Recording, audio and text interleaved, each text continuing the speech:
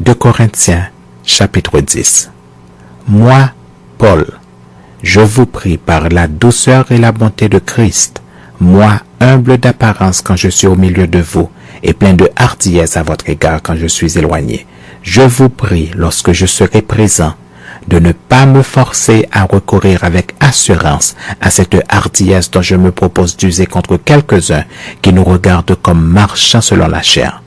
Si nous marchons dans la chair, nous ne combattons pas selon la chair. Car les armes avec lesquelles nous combattons ne sont pas charnelles, mais elles sont puissantes par la vertu de Dieu pour renverser des forteresses. Nous renversons les raisonnements et toute hauteur qui s'élève contre la connaissance de Dieu, et nous amenons toute pensée captive à l'obéissance de Christ. Nous sommes prêts aussi à punir toute désobéissance lorsque votre obéissance sera complète. Vous regardez à l'apparence.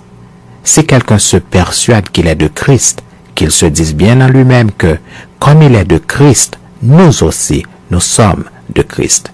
Et quand même, je me glorifierai un peu trop de l'autorité que le Seigneur nous a donnée pour votre édification et non pour votre destruction. Je ne saurais en avoir honte, afin que je ne paraisse pas vouloir vous intimider par mes lettres. Car, dit-on, ces lettres sont sévères et fortes, mais présent en personne, il est faible, et sa parole est méprisable. Que celui qui parle de la sorte considère que tel nous sommes en parole dans nos lettres étant absents, tel aussi nous sommes dans nos actes étant présents. Nous n'osons pas nous égaler ou nous comparer à quelques-uns de ceux qui se recommandent eux-mêmes, mais en se mesurant à leur propre mesure et en se comparant à eux-mêmes, ils manquent d'intelligence. Pour nous, nous ne voulons pas nous glorifier hors de toute mesure, nous prendrons au contraire pour mesure les limites du partage que Dieu nous a assigné de manière à nous faire venir aussi jusqu'à vous.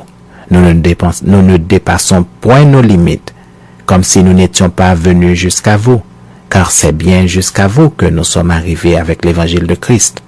Ce n'est pas hors de toute mesure, ce n'est pas des travaux d'autrui que nous nous glorifions, mais c'est avec l'espérance, si votre foi augmente, de grandir encore davantage parmi vous selon les limites qui nous sont assignées, et d'annoncer l'évangile au-delà de chez vous sans nous glorifier de ce qui a été fait dans les limites assignées à d'autres.